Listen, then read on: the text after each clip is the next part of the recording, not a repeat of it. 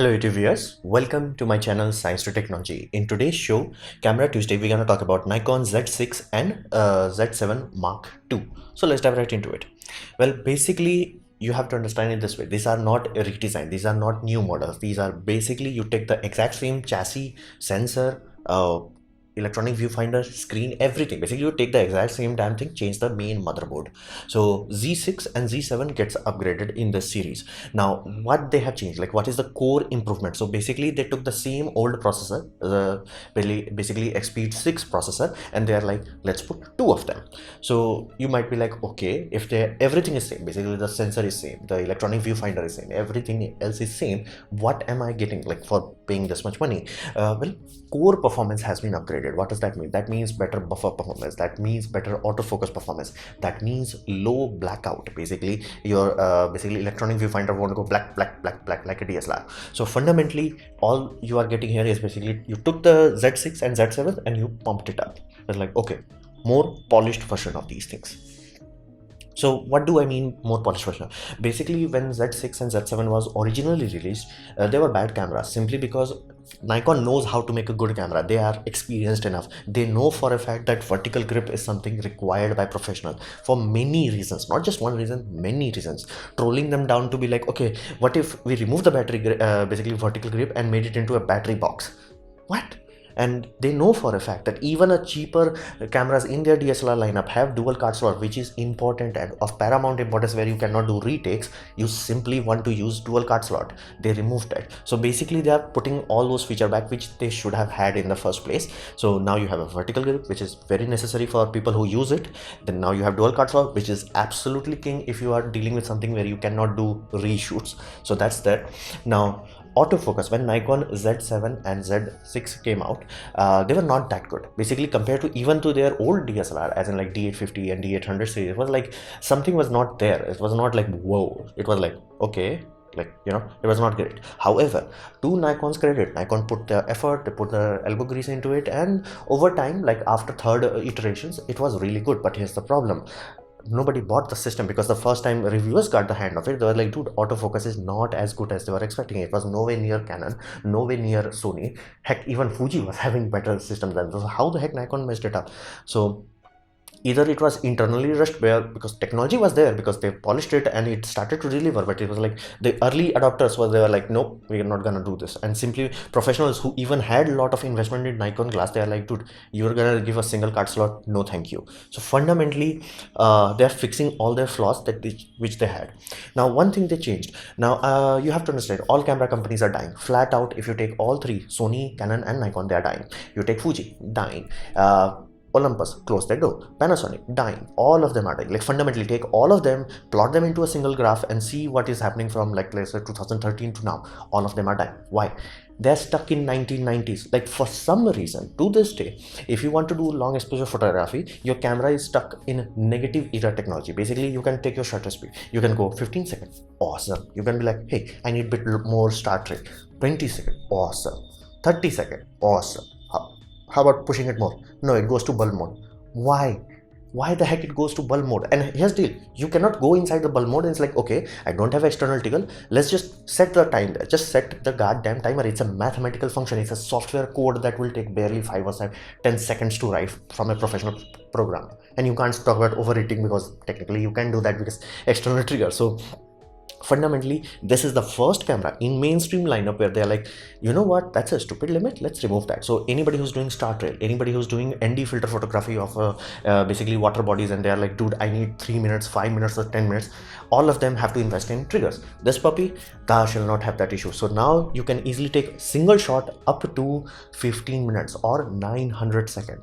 Now again, that's a still an arbitrary limit. Why the heck exactly at that point? It's like, just set the damn value, like set the values exactly the same way you will do with the external trigger. It's just like put the timer there inside, but again, better than everything else. Now this is the core reason. Like these are tiny things. It's like my mobile phone have better settings than this. Why the heck? And my cheap mobile phone, not expensive one, I don't buy expensive mobile phones. Why the heck my cheap mobile phone have better features than this? You know, $2,000, $3,000 systems. That's the whole reason. So at least I'm happy that for people who do a lot of long exposure photography, people who do a lot of star trails, they'll be like, just for that feature alone, that you don't have to carry a goddamn trigger, it's like, shut up, take my money just for that feature. So fundamentally it's very polished. So it's like now you have dual card slot, now you have vertical grips, now you have USB charging. So it's much more polished version of it. So what are the pros and cons of this system? So Sony does not know how to make IBIS properly at this point in time. Sony's like, we are trying our best, but god damn it, we can only do like, IBIS to 60%. Again, their IBIS is not zero, it's just not awesome. It's like Panasonic makes better, and Canon makes really much better. So fundamentally Sony is lagging back. Now Nikon is surprisingly close to Canon level, so fundamentally good IBIS. So it's like a good physical investment you are making.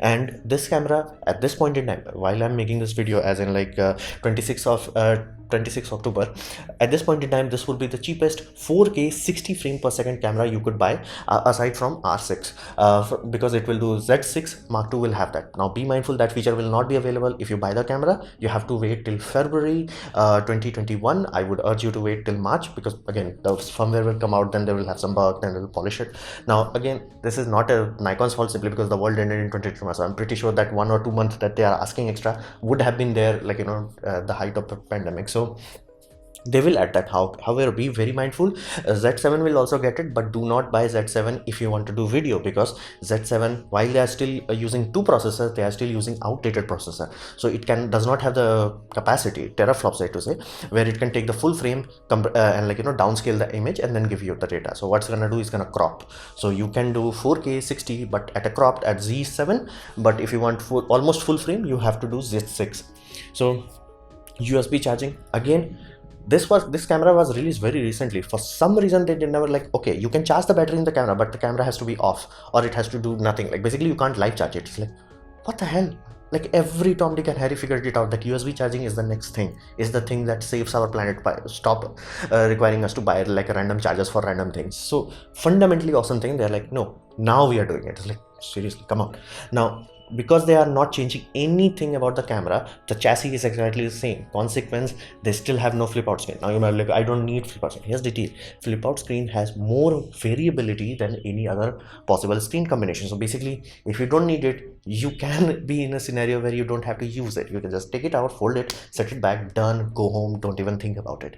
But you can't do that with this system. It's like, if you have options between like this mechanism, which barely has some option, this mechanism has full motion, why the heck you will choose something that is like limited?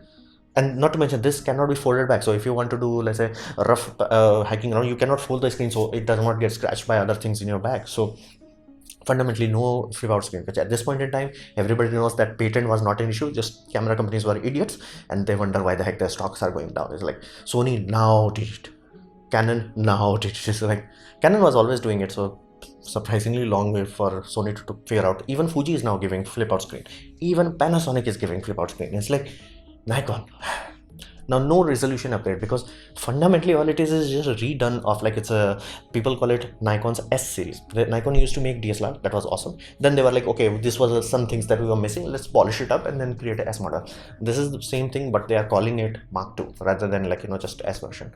So there is no upgrade. Like, you will not feel whoa, you will not feel okay, now I can do this. This is just like, okay, it's a bit less blackout, it can do 4K 60 frames. That's the only thing where you're like, different. But other than that, nothing else has changed. So what about the competition? Because I'm talking about the people who are just gonna buy a new system. It's like, okay, I'm fresh, I'm gonna start my photography journey. Should I buy this? I'm making this video for that, because again, if you have invested a lot of money in Canon system, you're gonna buy a Canon system. If you have invested a lot of money in Sony system, you're gonna buy a Sony system. So same thing applies with Nikon. Thankfully, Nikon finally is in a position where people who have Nikon lenses, they can buy a truly professional grade camera in mirrorless department. So that is really good. So that's the awesome part.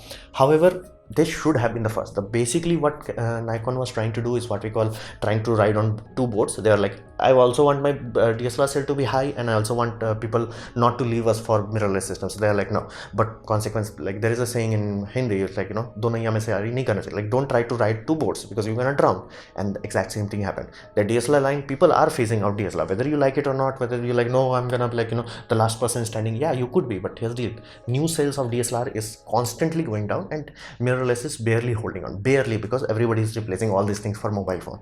So Everybody wanted to be in mirrorless department, but because Nikon crippled their own system, they know, they are experienced, they know that vertical grip should have been there, dual card source should have been there. Even with the autofocus performance, people were like, okay, I can do manual focus, or heck, it was not like, you know, unusable autofocus. It was like, okay, it could be a bit better. So again, they will be like, okay, just do a lot of burst mode. Awesome. But the fact that they crippled those things, like, removed the confidence of people who are like, dude, this is serious, like, seriously. So fundamentally, consequence of that can be seen in the market. Sony at this point in time has already displaced Nikon, and I'm talking from market perspective, not like my personal perspective, market perspective, as in like how many units sold. Now a corporation can only survive as long as they are selling more than the last year.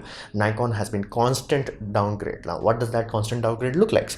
Look at their stock value. Basically the highest peak around, so to say, is around yeah, 21 December 2007, somewhere around that. And after that, constant decline, constant. It's like, and if you compensate for inflation, that's like, dude, they are going from like, whoa, we are Nikon, to like, we are Nikon. So fundamentally, they're not in healthy position. And again, I can understand that. It's like, why the hell you released a professional mirrorless camera that cost $3,000 without a dual card slot, without a vertical grip, without a USB charging in, like, you know, 2018 or 2019? Like, why the heck you did that? And not to mention, why the heck they still have 30-minute recording limit? It's like, Canon, we can understand that. Canon is like, okay, buy cinema lineup if you want video recording. Okay, at least they have that. Sony is like, dude, we don't care, just buy it. Like, again, if you are looking into mirrorless camera, you don't have the money for professional cinema camera, we get it, we'll give you, but again, it might overheat, it may only record for 3.5 hours or something like that. So we get it. Nikon, basically the European Union law that was crippling everything, that has been removed. So Sony is like, okay, go and enjoy. And again, if you are not recording in 4K, you are recording full HD, which is more than good enough for more than most things. It's like, awesome, record for 4, 5, 6 hours, and you can do live USB charging also. So again, those simple things. Why the heck Sony, basically Nikon has a still 30-minute limit? It's like, you don't have a cinema lineup. So fundamentally, I can understand that, but like, why the heck in 2018 and 2019 Nikon sales all over the world were lower than Sony? Like, that is a significant thing. Your stock market constantly going down, that's a serious thing. So there is no wow factor. There is nothing I can say. Like, I can understand it if somebody is like, hey, I'm happy with this camera because I have Nikon lenses. Awesome, enjoy. This is a really good system. It's just like, nobody new will look into this like, wait a minute, your biggest thing is like, you have dual card slot now. Like, seriously. So fundamentally, competition has moved way past ahead. It's like, there is no competition at this point in time, and market bears that out. Like, their own stock value bears it out. And be mindful, this is Nikon Corporation, not Nikon Imaging Division, Nikon Corporation. So even their encoders and they don't make printer, they make basically microscopes. Those are not printing money. So reality is, Nikon is not in a good position. They are really not in good position. So this was my presentation on basically Nikon Z6 and Z7 Mark II. I hope you liked it, learn from it. In that case, please click the like button, share it amongst your friends. That will help me a lot. If you didn't like it, didn't enjoy it, I urge you to press dislike, press it twice to show me extra disappointment. Please leave a comment because I try to reply to all of them. Subscribe, press the bell icon if you're free, and as always, thanks for watching.